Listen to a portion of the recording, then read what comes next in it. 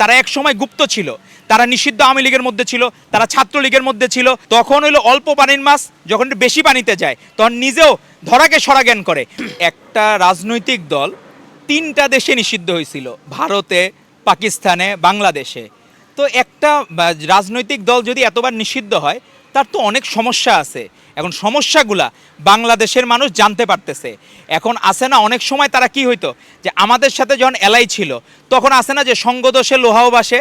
এখন আমাদের সাথে তখন যখন ছিল তারা ভালো ছিল, এখন যখন তারা হইলো কি ওপেন হয়ে গেছে, এখন ধরেন প্রধান বিরোধী দল হয়েছে, তখন হইলো অল্প পানির মাছ যখন একটু বেশি পানিতে যায় তখন নিজেও ধরাকে সরা জ্ঞান করে।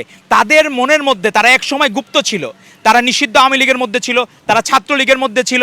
এই যে আপনারা যে বলেন যে এখানে বাকিরা শিবিরের নেতারা, একটা নেতা সে গুম হওয়ার নাটক করছে আমাদের সরকারকে বেকায়দায় ফালানোর জন্য।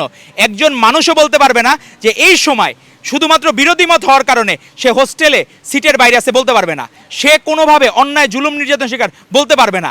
সেই জায়গায় তারা যখন বিরোধী দল হয়ে হঠাৎ করে অল্প পানির মাছ বড় পানিতে নেমে গেছে, সে খেয়েই হারায় ফেলছে।